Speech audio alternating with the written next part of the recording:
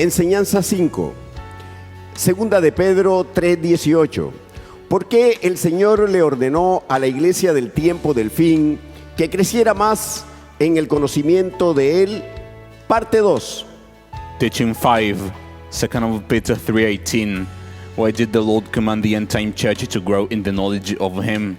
Part 2. Leamos Segunda de Pedro 3:18. Antes bien, creced en la gracia y el conocimiento de nuestro Señor y Salvador Jesucristo. A Él sea gloria, ahora y hasta el día de la eternidad. Amén. Let us read 2 Peter 3:18. This is Holman Christian Standard Bible. But grow in the grace and knowledge of our Lord and Savior Jesus Christ. To Him be the glory both now and to the day of eternity. Amen. En la primera parte de esta enseñanza 5, les enuncié 3 verdades. Vamos a recordarlas. 1. El crecimiento en el conocimiento de nuestro Señor Jesucristo implica llegar a conocer sus promesas eternas, sustentadas en sus atributos, principalmente su propia existencia. In the first part of this teaching 5, I presented 3 truths. Let us recall them. 1.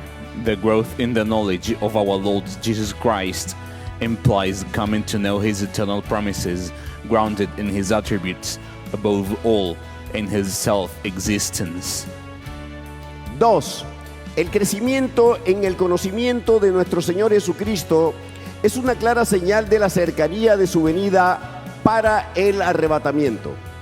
2. The growth in the knowledge of our Lord Jesus Christ is a clear sign of the nearness of His coming for the rapture. 3. La apostasía impide el crecimiento en el conocimiento de nuestro Señor Jesucristo.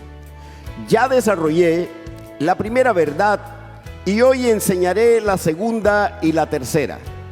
Pero con respecto a la primera verdad, antes quiero decirles que una de las evidencias de la apostasía de la iglesia en este tiempo del fin es la introducción de la sabiduría humana en la interpretación de las Escrituras, en la predicación y en la enseñanza. Los apóstatas han inventado revelaciones que según ellos son divinas, pero en realidad corresponden a las concupiscencias de sus corazones, la codicia de bienes materiales, de riquezas y gloria de hombres. Los apóstatas han enseñado que el objetivo de la obra redentora de Cristo es prosperar en esta tierra postdiluviana. 3. Apostasy prevents growth in the knowledge of our Lord Jesus Christ.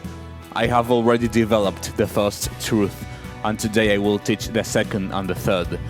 However, regarding the first truth, I first want to tell you that one piece of evidence of the church's apostasy in these end times is the introduction of human wisdom into the interpretation of the scriptures, into preaching and into teaching.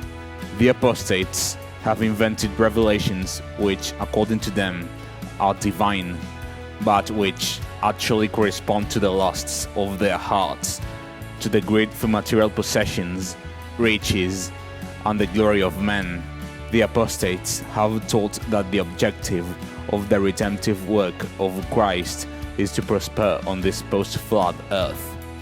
Estas falsas revelaciones y la sabiduría humana, como la psicología, afianza y celebra las obras de la carne, las obras de la perversa. These false revelations and human wisdom, such as psychology, reinforce and celebrate the works of the flesh, the works of the perverse. Frente a esto, es importante preguntarle a la iglesia: ¿la revelación de Dios es que el evangelio es corruptible? ¿La revelación es que el evangelio es para obtener ganancias y prosperidad material en esta tierra postdiluviana? El Espíritu Santo daría sabiduría para que los creyentes comprendieran que pueden tener riquezas, gloria de hombres y bienes en esta tierra. La respuesta contundente a estas preguntas es no. Esta no es la sabiduría e inteligencia espiritual. Esta no es la revelación de la esperanza. No es el conocimiento de Dios. Las doctrinas de la prosperidad material surgieron en el infierno. El evangelio de terrenalidad fue escrito por Satanás y la perversa. El viejo hombre de hombres impíos. Este evangelio corrompido ha sido divulgado por los apóstatas que ya fueron cortados en el juicio del desamparo. Considering this, it is important to ask the church, is God's revelation that the gospel is corruptible? Is it a revelation that the gospel is for obtaining profit and material prosperity on this post-flood earth? Would the Holy Spirit give wisdom so that believers might understand that they can possess riches, the glory of men, and earthly goods on this earth? The definitive answer to these questions is no. This is not spiritual wisdom and understanding. This is not the revelation of hope, nor is it the knowledge of God. The doctrines of material prosperity originated in hell. Satan and the perverse, the old man of ungodly men, wrote the gospel of earthliness. This corrupted gospel has been spread by the apostates, who have already been cut off in the judgment of forsakenness. Quiero reiterar que el crecimiento en el conocimiento de nuestro Señor Jesucristo implica llegar a conocer sus promesas eternas, específicamente la multiplicación eterna de la descendencia santa. I want to reiterate that the growth in the knowledge of our Lord Jesus Christ implies coming to know His eternal promises, specifically the eternal multiplication of the holy descendants.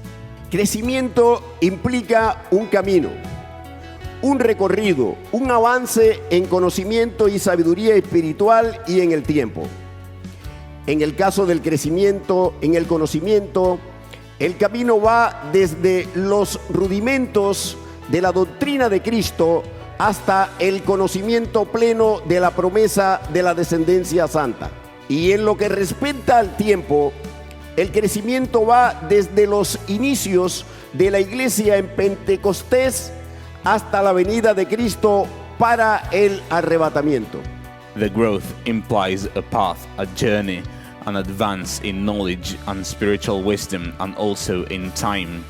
In the case of growth in knowledge, the path runs from the elementary principles of the doctrine of Christ to the full knowledge of the promise of the holy descendants.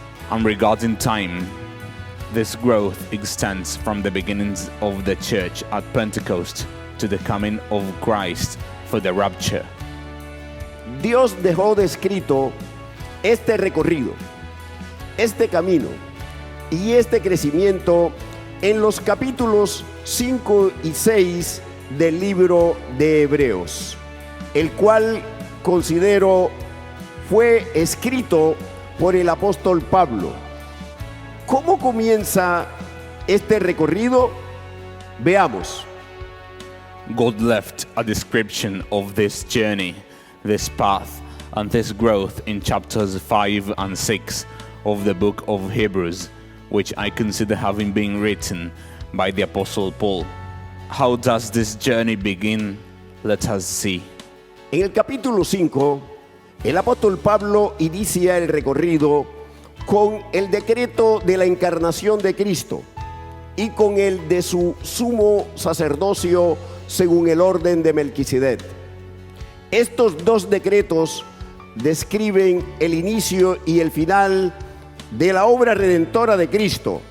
Hebreos 5, del 5 al 6, dice: así tampoco Cristo se glorificó a sí mismo, haciéndose sumo sacerdote, sino el que le dijo: tú eres mi hijo, yo te he engendrado hoy.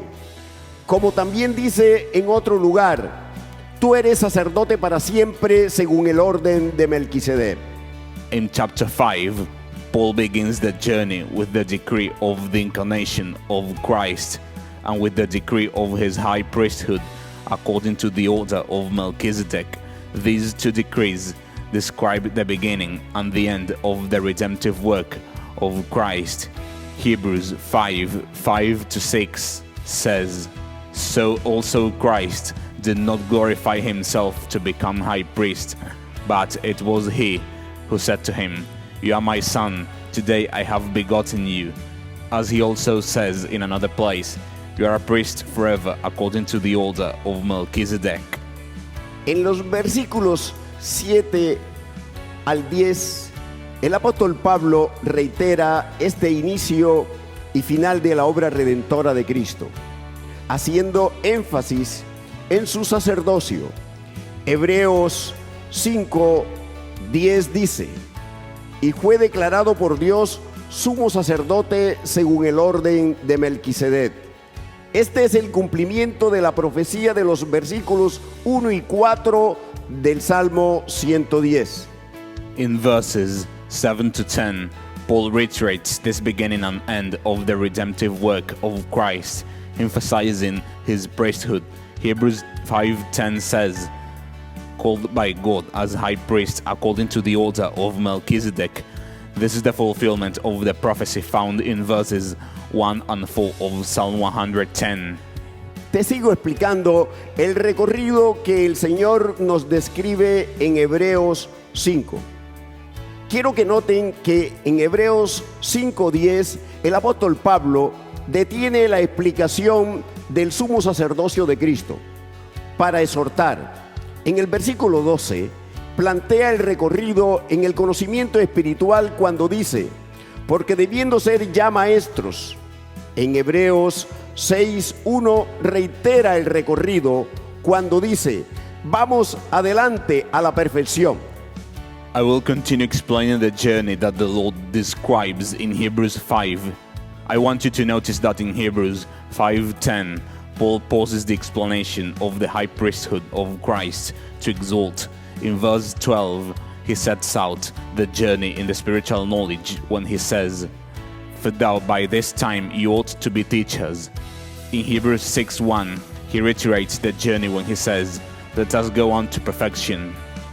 Veamos ahora las características de los que hemos crecido en este conocimiento dentro del recorrido que el Señor nos ha dejado. La característica descrita en Hebreos 6:9. Estamos convencidos, del griego peitho, de las cosas mejores que pertenecen a la salvación. El término griego para mejores es kreiton, cuyo significado también es más fuertes, más sólidas. Let us now look at the characteristics of those who have grown in this knowledge within the journey that the Lord has set before us. The characteristic described in Hebrews 6:9. We are convinced, in Greek is peitho, of the better things that belong to salvation. The Greek term for better is kreiton, whose meaning also includes stronger and more solid. La característica descrita en Hebreos 6:10.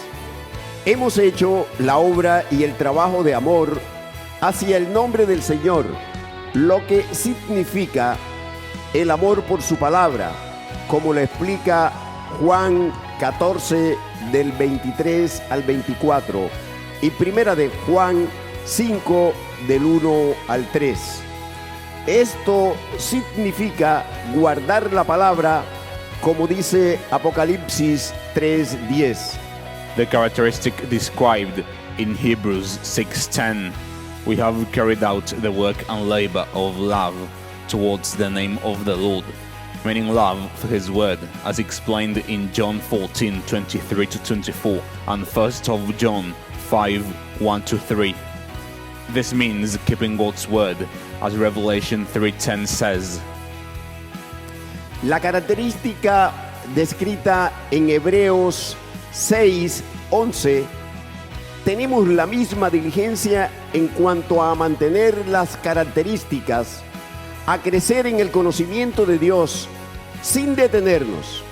En griego, solicitud es spudé, que significa también entusiasmo, seriedad, cuidado, diligencia, velocidad, rapidez, presteza, prisa. Estos últimos términos indican recorrido para llegar a una meta. Aleluya. The characteristic described in Hebrews 6:11. We maintain the same diligence in preserving these characteristics and in continuing to grow in the knowledge of God without stopping. In Greek, diligence is spoude, which also means enthusiasm, seriousness, care, speed, swiftness, readiness, haste. These last terms indicate a path toward reaching a goal. Hallelujah. Esta meta es hasta el fin. Como dice Hebreos 6:11, que es el día de la eternidad, el día del arrebatamiento de la iglesia. Por ello, el crecimiento en el conocimiento de nuestro Señor Jesucristo es una clara señal de su venida por la iglesia santa, para llevarla a la nueva Jerusalén. This goal is until the end, as Hebrews 6:11 says, which is the day of eternity, the day of the rapture of the church. Therefore, the growth in the knowledge of our Lord Jesus Christ is a clear sign of his coming for the Holy Church to take her to the New Jerusalem. La característica descrita en Hebreos 6:12, no somos perezosos, sino que hemos entendido la paciencia y la fe viva y preciosa para heredar las promesas eternas, porque las hemos conocido. The characteristic described in Hebrews 6:12, we are not sluggish, but we have understood patience and the living and precious faith necessary to inherit the eternal promises, because we have come to know them. La última característica es la que se describe en Hebreos 6, del 13 al 20, y es conocer la promesa de la descendencia santa multiplicada eternamente, que Dios otorgó en Edén, antes de que el pecado y la muerte entraran a la creación a través de Adán, los cuales impidieron el cumplimiento de dicha promesa eternas, al igual que las otras. Esta promesa la leemos en Hebreos 6:14. The final characteristic is the one described in Hebrews 6:13-20, and it is the following: to know the promise of the holy descendants multiplied eternally, which God granted in Eden before sin and death entered creation through Adam. This prevented the fulfillment of this eternal promise, just as it prevented the fulfillment of the others. This promise is read in Hebrews 6:14. Quiero desglosar esta última característica en unas más detalladas, partiendo de cada versículo del final de Hebreos 6. 1. Los que hemos crecido en el conocimiento de nuestro Señor Jesucristo, tenemos la certeza de que la promesa de la descendencia santa, multiplicada eternamente, está sustentada y confirmada en el juramento que Dios hizo por sí mismo. Esto lo leemos en Hebreos 6, 13, 16 y 17. I want to break down this final characteristic into more detailed elements, beginning from each verse at the end of Hebrews 6. 1. Those of us who have grown in the knowledge of our Lord Jesus Christ have the certainty that the promise of the holy descendants multiplied eternally is sustained and confirmed by the oath that God swore by himself. We read this in Hebrews 6:13, 16 and 17. 2. Los que hemos crecido en el conocimiento de nuestro Señor Jesucristo, tenemos la certeza de que nosotros, la Iglesia Santa, somos herederos de la promesa de la descendencia santa multiplicada eternamente. Esto lo leemos en Hebreos 6:17. 2. Those of us who have grown in the knowledge of our Lord Jesus Christ have the certainty that we, the Holy Church, are heirs of the promise of the holy descendants multiplied eternally. We read this in Hebrews 6:17. 3.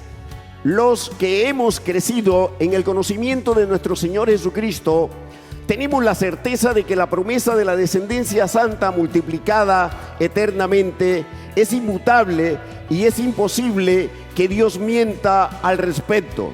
Esto lo leemos en Hebreos 6:18. 3. Those of us who have grown in the knowledge of our Lord Jesus Christ have the certainty that the promise of the holy descendants multiplied eternally is immutable and that it is impossible for God to lie about it.